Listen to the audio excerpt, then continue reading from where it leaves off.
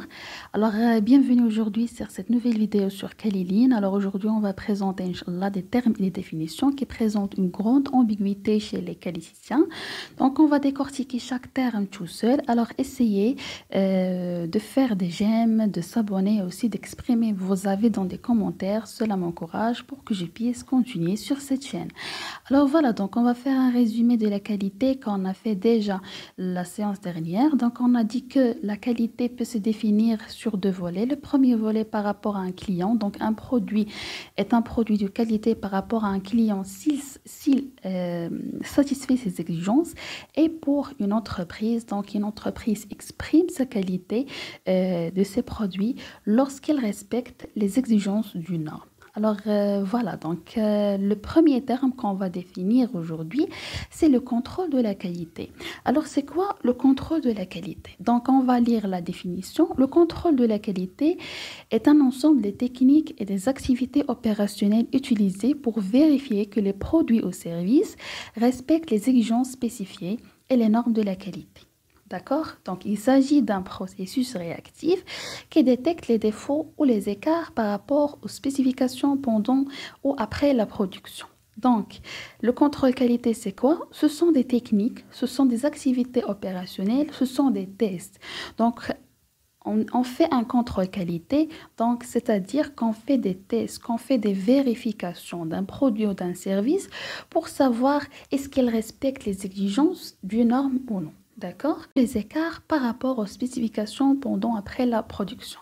Donc, est-ce que c'est clair? Donc, on dit un contrôle, c'est-à-dire qu'on fait des tests, qu'on fait des vérifications d'un produit ou d'un service pour savoir est-ce qu'il respecte les exigences. Donc, s'il respecte les exigences, donc on dit que le produit ou la mise en service, donc elle est conforme. Sinon, donc on va ressortir des non-conformités qu'on peut les nommer des défauts ou aussi des écarts par rapport à ces exigences.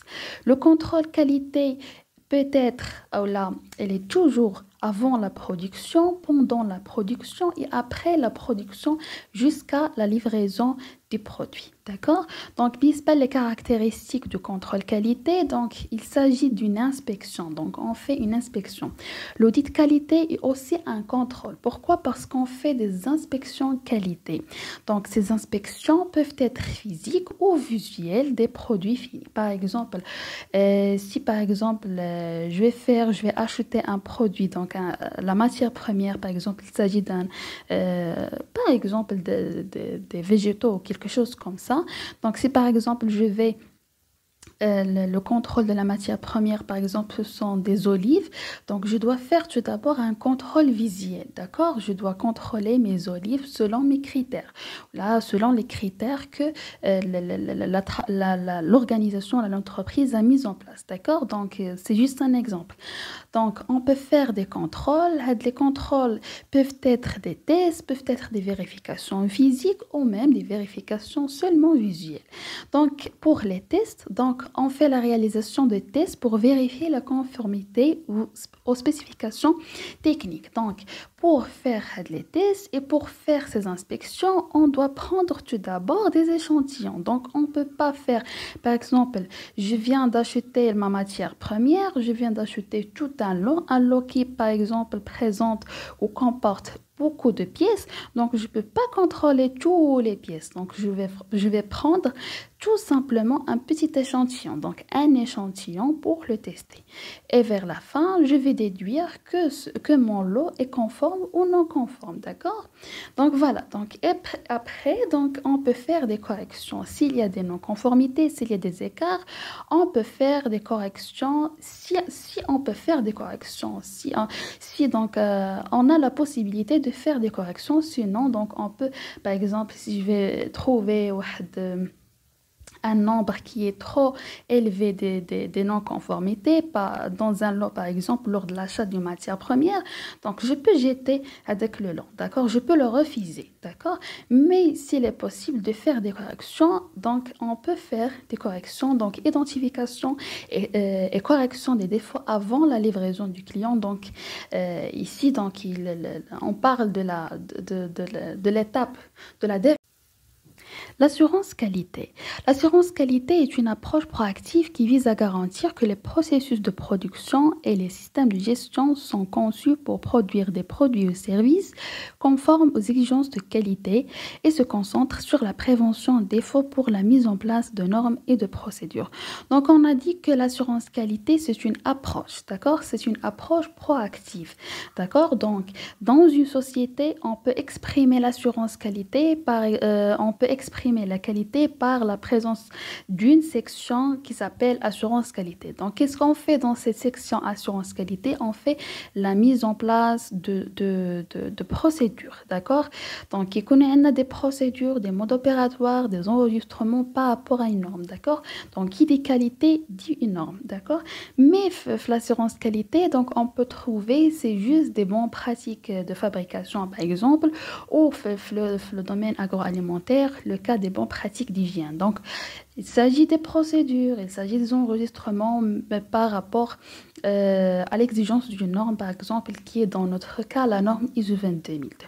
Donc, l'assurance qualité se caractérise par la mise en place de procédures, par la mise en place de documentation qualité, aussi par des audits qualité interne pour vérifier la conformité aux normes, la formation aussi de personnel, d'accord, donc aux instructions, aux nouvelles instructions qui présentent des difficultés par rapport les personnels et aussi l'amélioration continue. Mais pour l'assurance qualité, on respecte la qualité par des procédures, par le respect des normes, par le respect des procédures et alors maintenant, le management qualité. Ici, on va bien comprendre la différence entre l'assurance qualité et le management qualité. Donc, le management qualité, c'est un concept global qui englobe toutes les activités et les tâches nécessaires pour atteindre et maintenir un niveau de qualité souhaité dans une organisation. Il inclut la planification, le contrôle, l'assurance et l'amélioration de la qualité. Donc, le management qualité, on a dit qu'il s'agit d'un concept global. Pourquoi un concept global? Parce qu'il englobe le contrôle qualité, l'assurance qualité et l'amélioration continue. L'assurance qualité, on trouve le contrôle qualité, on trouve les audits qualité, on trouve l'amélioration continue, mais pour le management qualité, s'ajoute aussi un autre terme, c'est la planification. Aussi, on trouve d'autres spécifications, ce sont le leadership et aussi ce sont les processus, d'accord? Et on travaille aussi.